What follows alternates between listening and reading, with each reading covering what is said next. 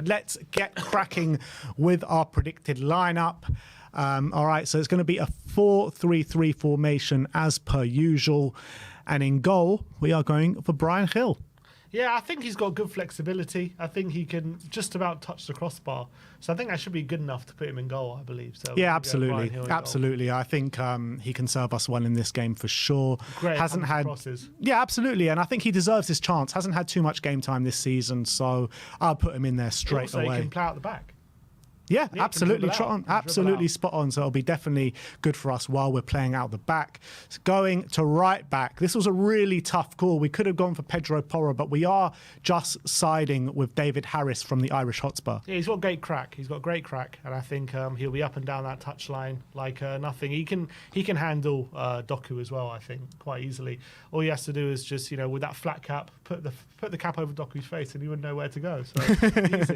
Flat cap army coming to the fore tomorrow night. Right centre back, we are bringing back the one and only Davinson Sanchez. Is he technically still on loan? I'm not sure. I think we can maybe bring him back just for this one game. One game contract. I think we all miss him, don't we? So I think Big Dave can get back into the team.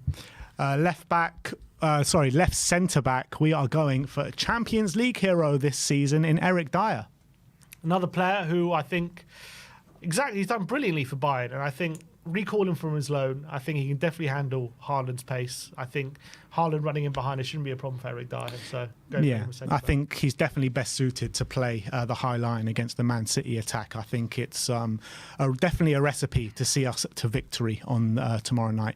At left back, we are going to stick with the tried and tested method of Emerson Royal. Yeah, we all know how great he is at that inverted left back role. I think he can do it to a T, as we've seen. So I think I've got no issue with playing Emerson left back here. So that's a back four of Bryan Gil, David Harris, Davinson Sanchez, Eric Dyer, and Emerson Royal. In the number 6 position, we are actually putting forward myself. I'm going to be playing the number 6 role going into the game tomorrow. I've had a bit of training towards the game. I'm going to be going to the stadium and I am going to be fit and firing, ready to mark Phil Foden out the game. Yeah, calm, composed. You know how to set the pace of a game, I think. And I think Rodri's got nothing on you. So I think you're definitely going to be dominating that central midfielder. Rodri is going to be having nightmares after facing me. And in the number 8 role, we are going for Simeon. Simeon Daniel will be playing in the number 8, getting up and down that pitch, playing that Pape Matar role. Probably better than Pape at the moment. Well, they used to call me the North London Michael Brown back in the day. So I think I can snap at people's ankles, I can get in their faces and make sure I'm giving 110%. So yeah, got to be me in midfield. And then to make up that 3-man midfield in the number 10, we are going for the one and only, the truth of entertainment, Mr. Box Office. And he knows what to do. He knows the truth. He knows exactly how we need to play to win the game. So I think Alex will give his all. And I think he's when it comes to truth and everything, I think Alex is the guy for it. Yeah, and I think he's going to be Phil Foden's worst nightmare going into this one. Or not Phil Foden's worst nightmare, but Ruben Diaz's worst nightmare going into this one. On the right-hand side of the attack, we are giving the nod to Brian Daigle. I think definitely he's got the pace to really counteract that Man City defence. Well, I think he might struggle at times, but he's just going to look over to his left, see Daniel Levy in the box, and then all of a sudden he'll need all the motivation he can get to get stuck in. So I think Brian Daigle, it'll be interesting to see when he's on that touchline on Levy's side how he reacts, but I think he can definitely give Gvardiol a run for his money. Most definitely. Up top, we have got a really, really surprising inclusion, and I think it's just about going to work out. I think he can get at least 2 goals on the day. And he goes by the name of KPV. It's me, it's KPV. Who else up front than Kyle? To be fair, he might get more goal contributions than our strikers in recent weeks. So big up to Kyle. And we all know he's got it in him to cause trouble against the Man City backline. So it's got to be KPV up front. And then to finish off our final 11, on the left-hand side of the attack is going to be the one and only Expressions. And he is going to be oozing sauce down that left-hand side. To be fair, if you look back at our goal recreations, he did score a really nice goal from the left-hand side. That's true. So you've got to be careful. You don't want him to do too well. But, X has he's got it in him to absolutely bamboozle our Man City backline. So him on the left-hand side. So there you have it. Let's run through that predicted lineup with you guys one more time. It's Bryan Gil in goal, David Harris right back, Emerson Royal left back, Dyer and Sanchez in the middle at the back, myself at the number 6, Sim in the number 8, Mr. Box Office himself in the number 10 with Expressions, and Brian Daigle supporting KPV. Maybe, I think that'll keep it quite respectable. I think probably about 10-0 to Man City or something, maybe even more. Okay, 12, I think. 12. Well, that is that from our prediction. No, I'm joking. Let's get into the actual predictions.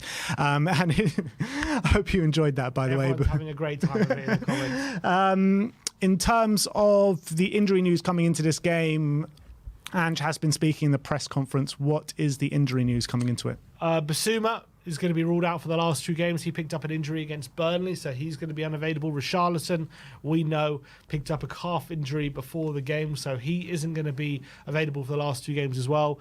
And they are added to the list of Udogie, Forster, Sessegnon, Werner, Solomon and Ben Davis, who are all going to be out for the last 2 games of the season. So some more injuries for Tottenham to contend with here. Yeah, injuries seem to be building up again, don't they? Luckily, it's the end of the season. In terms of the lineup, obviously, we are going 4-3-3 formation. In goal, it will be Vicario. Yeah, well, he struggled, didn't he, against Man City last time out? That was pretty much the start of the struggles, wasn't it? Vicario getting beat at his near post against Nathan Ake, and ever since then he's been targeted. So I do wonder whether he'll come up with a big performance here, but obviously he is going to start. But yeah, that is something to note, I think. Right back, obviously it will be Pedro Porro, who I think had a really good game actually on the weekend. Yeah, and we know what quality he's got. I think he's now second to goal contributions to, I think it's Trippier or Trent, I'm not sure which one, in the Premier League from fullback area. I think Ben White's up there as well with him. Yeah, I think after his goal yesterday, on the weekend, I think he overtook him. So unbelievable from Porro. I think obviously former Man City player as well, isn't he? So yeah, want to do one against his old club. Let's hope not. But he's going to have a tricky game, because I remember in the first game, at the Etihad, had a really tough time against Doku, who was causing him a lot of problems. So it's going to be interesting if he matches up with him again. Right, centre-back, you all know who it's going to be. It will be Cuti Romero, one of the players that haven't let his standard slip in this latter stage of the season. Yeah, phenomenal player. It's going to be interesting to see him play against Erling Haaland, because Haaland is such a physical player, but he's going to want that running in behind. I don't think Haaland likes it when defenders are really combative against him and really are aggressive against him. He likes them standing off him, and that's not what Romero's going to do. So it's going to be an interesting matchup. Left centre-back, we are actually going to side with Radu Dragusin. He came in, didn't he, in the last stages of that Burnley game, and I thought he put in quite an assured display. Yeah, we're going to put him in. It's going to be difficult because if Haaland's running in behind and Van der Ven isn't there on that side, you could argue you could get him behind. But I think what Van der Ven will give us on the left will mean Dragusin comes in at the centre, and hopefully aerially he'll help us. And I think he had a decent cameo against Burnley as well, so we're going to put him in for this one. And then obviously left back, like Sim said, it will be Mickey Van der Ven, and I thought he was brilliant when he moved over to the left against Burnley. He's just got that power, he's got that speed, he's got pretty much everything that you want from a left back in this system. Got in that goal scoring position as well, and what a finish, going onto his left and tucking it away like a seasoned striker. Yeah, phenomenal. And I think he's got attributes to be a decent left back. I think in the inverted role, I do have question marks about him, like when he's going to play in those tight spaces. But if he does what he did against Burnley, get on the overlap, use his pace in that direction, I think he can definitely be a threat. And obviously defensively, we know in that position he's going to help us a lot. So I think Van der Ven is going to start a left back here. In the number 6 position, Basuma is out injured. We've sided with Rodrigo Bentancur in the 6. Yeah, obviously Højbjerg did start the last time Basuma didn't start, but we are going to side with Bentancur, seeing as he came off the bench against Burnley. I thought was pretty good as well. So we're thinking he's going to come in and play the number 6 role in this one.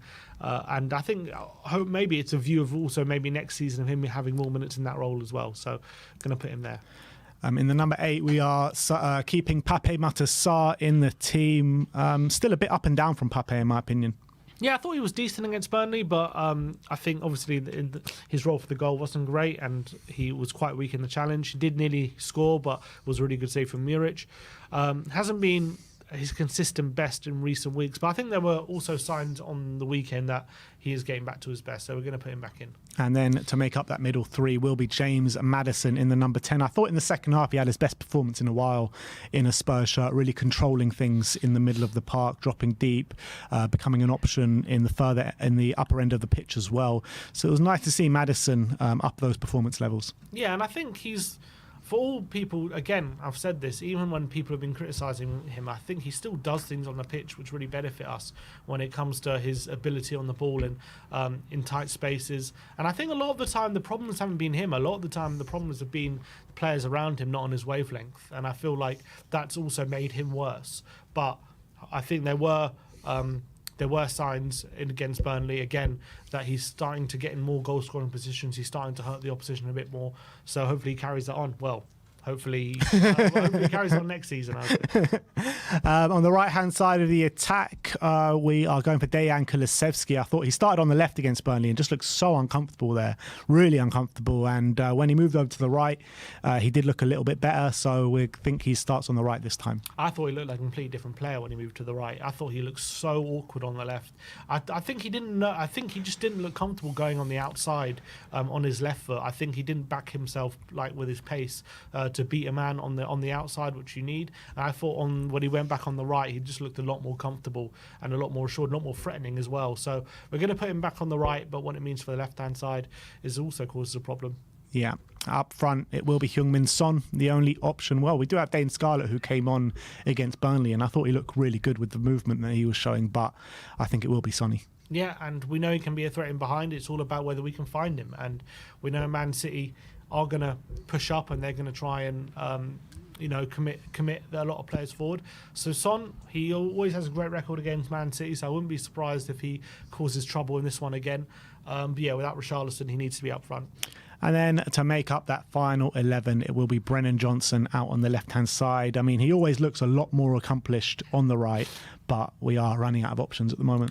Yeah, it's kind of who's worse on the left, Decky or Johnson, I guess. And we've sided with Johnson to be on the left just because Decky looks a lot better on the right.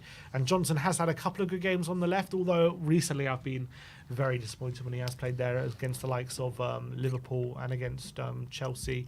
I thought he didn't have good games there at all. Obviously against Aston Villa he did have a very good game there, so hopefully he plays a bit more like that. Or not. But yeah, I think we're going to put Johnson back on the left. But I wouldn't be surprised if they swap a bit. Or maybe it could be Son on the left and Johnson up front. He did that against Liverpool, didn't he? He could do that. The thing that worries me going into this game is that Son and Kulusevski always do well against Man City. That's what worries me.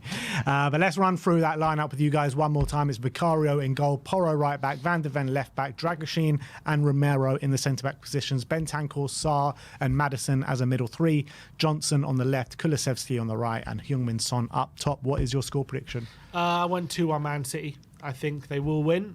Man City this stage of the season always come up strong. And yeah, look, Ange said we're going to play our football and see where it gets us. And if it gets us the same place as what has been the last few weeks, it will be defeat. Yeah, in this game, I'm hoping that Spurs do put on a show, but we just fall short. That's what I'm hoping, like a really good performance with a lot of chances created, but I just hope that Man City just about get the better of us. That's what I'm hoping. But I want to know your thoughts out there. I am going 3-1 to Man City as my score prediction. So that is our predicted lineup, and that is how we think we're going to line up.